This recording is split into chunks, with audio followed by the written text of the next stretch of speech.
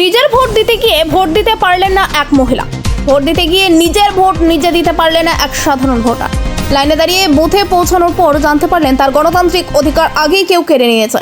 চাঞ্চল্যকর এই ঘটনাটি ঘটেছে নয়াপাড়া প্রাথমিক বিদ্যালয়ের 229 নম্বর পোলিং স্টেশনে। রিক্তা মণ্ডল বিশ্বাস নামে এক মহিলা অভিযোগ করেছেন তার অজান্তেই তার ভোট পোস্টাল ব্যালটে দিয়ে দেওয়া হয়েছে। আজ সকাল থেকে বুথে বুথে লম্বা লাইন। নিজের ভোটাধিকার প্রয়োগ করতে নয়াপাড়া প্রাথমিক বিদ্যালয়ে 229 নম্বর বুথে পৌঁছেছিলেন রিক্তা মণ্ডল বিশ্বাস। কিন্তু ভোট কক্ষে ঢোকার পর প্রিসাইডিং অফিসার তাকে জানান তিনি আর ভোট দিতে পারবেন না। নির্বাচন কমিশনের খাতায় তার ভোটটি ইতিমধ্যে পোস্টাল ব্যালট হিসেবে সংগৃহীত হয়ে গেছে। হতভম্ব রিক্তা দেবী দাবি করেন তিনি কোনো পোস্টাল ব্যালটের জন্য আবেদন করেনি, এমনকি কোনো ব্যালট পেপারও হাতে পাননি। তাহলে তার ভোটটি কে দিল? এই প্রশ্ন তুলে বুথের সামনেই ক্ষোভে ফেটে পড়েন তিনি। তার অভিযোগ, আমি নিজে সশরীরে ভোট দিতে এসেছি, অথচ আমাকে বলা হচ্ছে আমার ভোট নাকি আগেই হয়ে গেছে। এটা স্পষ্ট জালিয়াতি। নিজের ভোট দিতে গিয়ে দেখেন সেটি আগেই পোস্টাল ভোট হিসেবে নথিভুক্ত হয়ে গেছে। ভোটার এবং স্থানীয়দের মধ্যে ব্যাপক উত্তেজনা ও প্রশাসনের স্বচ্ছতা নিয়ে প্রশ্ন। এই ঘটনার খবর ছড়িয়ে পড়তে বুথের বাইরে উত্তেজনা ছড়িয়ে পড়ে। বিরোধীরা এই ঘটনায় শাসক দলের দিকেই আঙুল তুললেন। প্রশাসনের পক্ষ থেকে বিষয়টি খতিয়ে দেখার আশ্বাস দেওয়া হয়েছে। এখন প্রশ্ন উঠছে, একজন জীবিত ও উপস্থিত ভোটারের অজান্তে তার নাম করে পোস্টাল ভোট দিচ্ছে কারা? নির্বাচন কমিশন কি এর সঠিক উত্তর দেবে? মালদা গাজল থেকে Samim Reza report, news scientific. নাম কি? রিক্তা মণ্ডল বিশ্বাস। হ্যাঁ, বাড়ি নয়াপাড়া। হ্যাঁ, কি হয়েছে আপনার? আমি ভোট দিতে গেছিলাম স্কুলে। হ্যাঁ, আমাকে ভোট দিতে দেয়নি। কেন? আমার ভোট পোস্টাল ভোটে দিয়েছে। তাহলে এখন কি করবেন?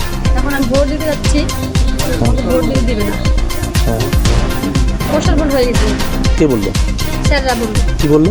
বললো আপনার ভোট পোস্টাল ভোট হয়ে গেছে। হ্যাঁ, আমি চাকরি করি না, বাড়িতেই বাড়িতে বেকার।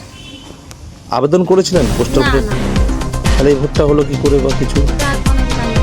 এখন কি করবেন? এখন আমি ভোটতে চাই। আপনার নাম?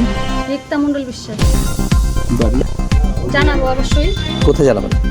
এখন যেতে হবে যেখানে এখন ভিডিও যাবে।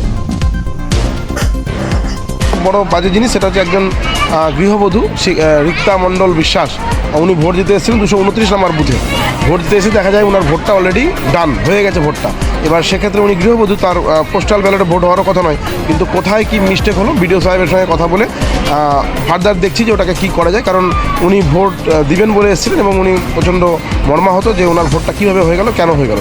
এবং এই অভিযোগটা একটা এসছে, যদি এটা 4-5টা অভিযোগ আরও বিভিন্ন দিক থেকে আসে তাহলে এর মধ্যে কোনো না কোনো একটা সন্দেহ আর দানা বাঁধবে এবং সেক্ষেত্রে আমরা আরও উপর লেভেলে কথা বলে কিছু করা যায় কিনা সেটা দেখব। এখনও পর্যন্ত সকাল থেকে আমার কাছে কোনো এরকম খবর নেই যে কোথাও কোনো রকম কোনো অপ্রীতিকর ঘটনা। ভোট এমনি চলছে, কিন্তু সবথেকে বড় যেটা মেশিন বিভ্রাট, এই মেশিন বিভ্রাটটা নিয়ে আমরা অত্যন্ত চিন্তিত। এবং সবথেকে বড় যেটা আমার মনে হচ্ছে, যে সমস্ত এলাকাগুলো মূলত হিন্দু প্রধান, সেই সমস্ত এলাকাগুলো থেকে এই অভিযোগটা বেশি উঠে আসছে। জানি না কী আছে এর ভিতরে, কিন্তু আমরা দেখছি, ওয়াচে রেখেছি বিষয়টা কী আছে।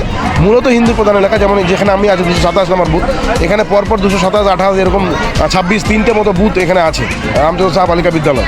এবং এখানে এই যে সমস্যাটা, এই সমস্যাটা সত্যি খুব মানে দুঃখজনক। এবং এটা যদি এর মধ্যে কিছু বিষয় থাকে সেটা আমরা দেখছি, উপর লেভেলে কথা বলে কেন এটাকে এরকম হচ্ছে।